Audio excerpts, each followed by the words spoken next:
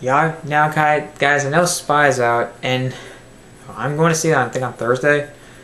But when it comes to when it comes to the fact that some people think that Jason Statham's not a guy who can do comedy, so you don't realize that he actually has a comedic side to him. He's actually been in comedy. His debut film was Lock, Stock, and Two Smoking Barrels, which is actually Guy Ritchie's directorial debut. I have not seen that. I want to, though. It's on Netflix. I may watch it today. I may not. I have no fucking clue. But he does do comedy. Also, The Italian Job, he shows that he has a comedic side to himself. So he's kind of cool. He can do comedy. And of course, there's another film he did with Guy Ritchie, which is actually, I think, is Guy Ritchie's second film. That proves that he is that really proved to me that he's a comedy guy. Snatch, written and directed by Guy Ritchie, starring Jason Statham, Brad Pitt. Who the fuck else is that? Because I did enjoy all of this cast. It's a dark crime comedy. And you guys know dark comedy is my favorite subgenre of the comedy genre, though I overall hate comedy because it sucks today.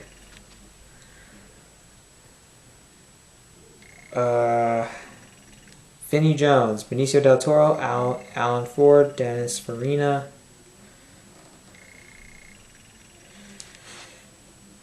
Produced by Matthew Vaughn. His directorial debut was called Layer Cake. I did not see that. I want to because, you guys, I'm a huge Matthew Vaughn fan. I have not seen Stardust, though.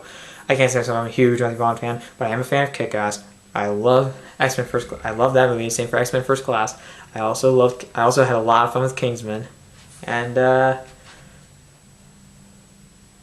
I haven't seen Layer Cake or Stardust, and I think that really proves to me that I actually am a Matthew Vaughn fan. I have seen the movie he co-produced. Kick-Ass 2. I didn't hate it, but it wasn't very good. I thought it was okay. And yeah. Raid Serbedzija. Can't believe if you know how to actually pronounce his name. And of course, you guys know about it's an ensemble cast. It has so many different plots. Actually, 2 intertwined plot lines. I'm reading this off because I kind of forgot. Now, of course, there's these 3 guys who are involved in the boxing world, and these 2 guys who help run, and they have a fighter involved, and they have this deal. There's one deal with a stolen diamond. There's one involving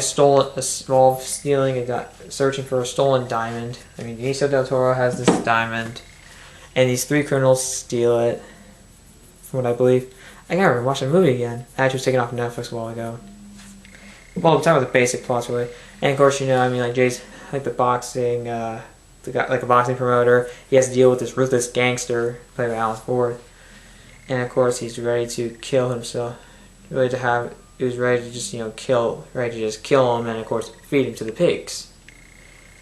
It's pretty damn funny too.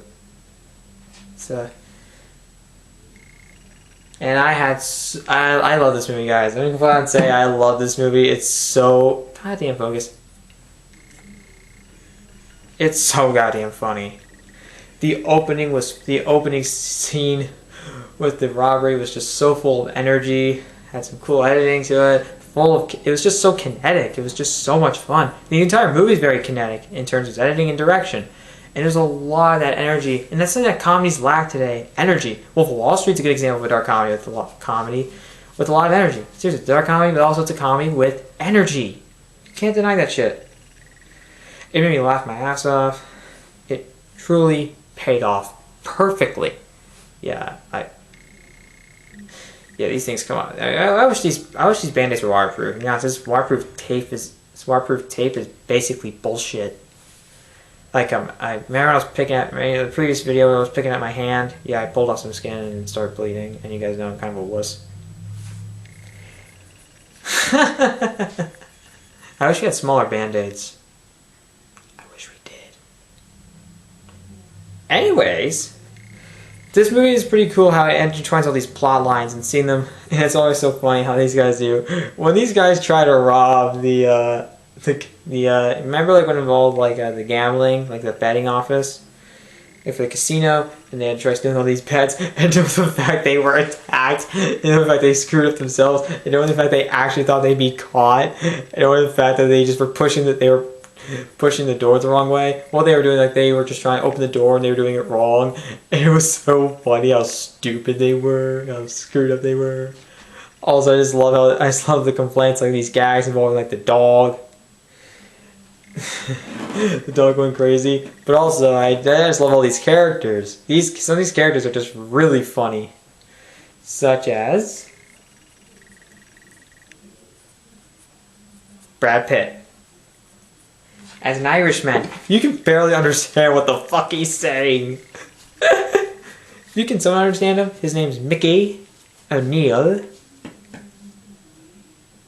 They refer to as the Pikeys. I'm almost trying to copy Jason Statham's accent. Yeah, Pikeys. That's their call. It's funny. I just love all these classic British slang names. It's pretty fucking funny.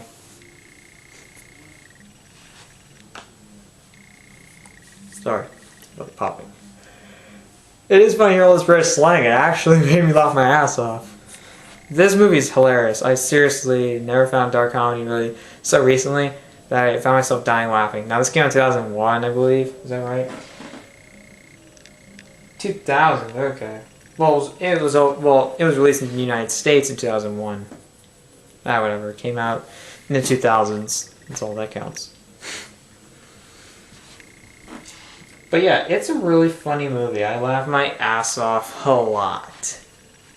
It's also kind of cool violence, especially when it comes to like the wrestling, and of course some of the crime involved. You know, the fact like a guy would.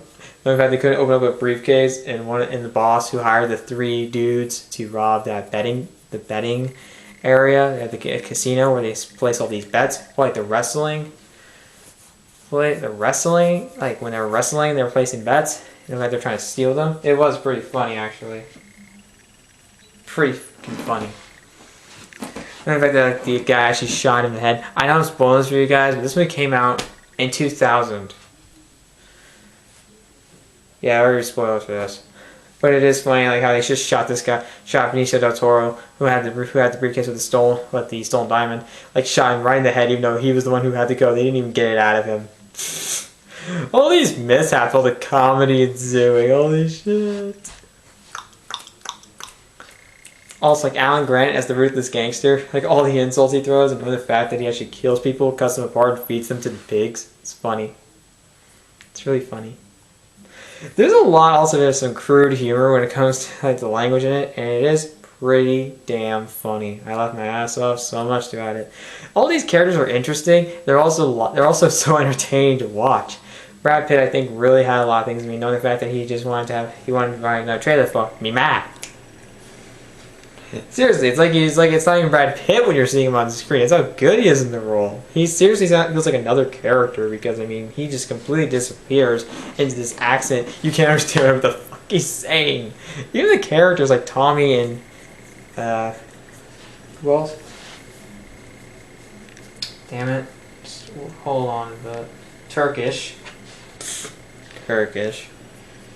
It's brief, like, I mean, like, in fact, they didn't even understand saying. Tommy, I find him a little bit incompetent, and also he just doesn't really know how to really handle shit, and it is kind of funny. Also, I just love Turkish making, making fun of Tommy, insulting him. It works perfectly. Seriously, the comedy hits. It hits. British comedy works. Seriously, you may find it somewhat dry, but there's a lot of insults thrown that make it kind of crude, and make it funny. Seriously, you guys ever seen the In-Betweeners and IT Crowd? There's some crude humor in there. And sure, it's mostly dry, but okay, In-Betweeners is excessively crude, but still, it made me laugh my ass off. IT Crowd is just flat out entertaining. I enjoy the IT Crowd. Actually, I love it. 5 out of 5. Same for In-Betweeners, 5 out of 5. Sorry guys, this thing's really restricting the movement of my thumb. Also, this tape starts coming off after that.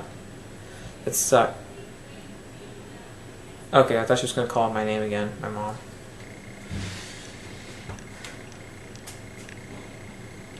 Okay, Alan Ford plays Bricktop. Yeah, he's pretty violent.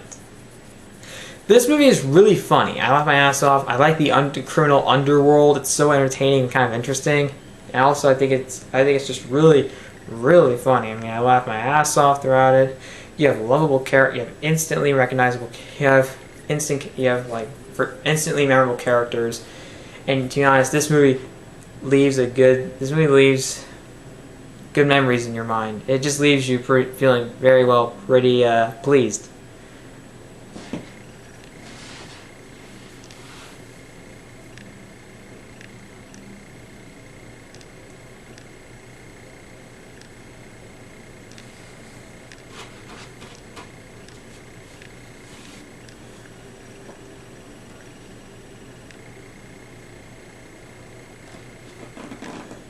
Benicio del Toro's not really all that much, but he is somewhat entertaining for what he's given in the movie. And it is pretty violent. It's pretty grisly when the fact all this shit happens.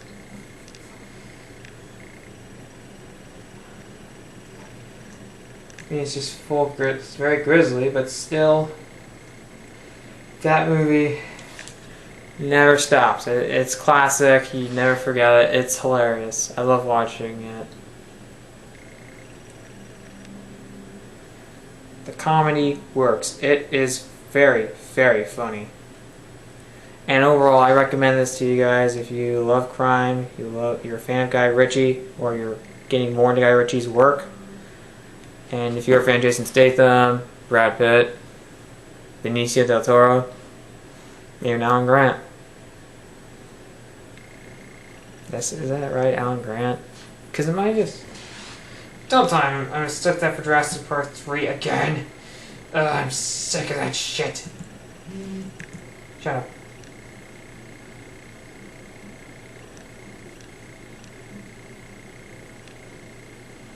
Alan Ford. Okay, Alan Ford. Snatch gets a 5 out of 5. I love it. It's a fun movie. Crime comedy with a cool, intertwining plot, non-stop entertainment value, and overall it's so fucking funny. Seriously, I love watching it. Especially when these plots get intertwined and once they become one, it's non-stop entertainment. Anyways, that's my review for Snatch. Comment below what you think about it. What's your favorite Guy Ritchie film? And are you excited for the hold on a minute, I need to look up his newest film.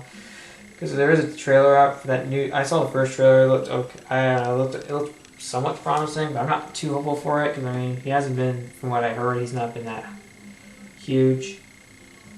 Okay, The Man from U.N.C.L.E. You guys heard about that? Starring Henry Cavill, Armie Hammer, Alicia Vikander, who is becoming bigger, I think, today. She starred in Ex Machina, which is my favorite movie of the year. 5 out of 5. I might do a review on that. Also, she's in Testament of Youth. I've not seen. I want to see that. Hopefully, when I can find it in my area. Same for Me and Earl, the Dying Girl. She's not in that, but that's another film I want to see because it has very good reviews. Also, Man from U.N.C.L.E. is a spy fiction action comedy. Spy-fi is what it says here on Wikipedia. You can't always trust them, but they're not they're not completely false. It's based on a show with the same name by MGM from 1964. I don't know, it looks okay. It looks somewhat promising, but I'm going to wait for the reviews. Comment below and subscribe to my channel for more videos.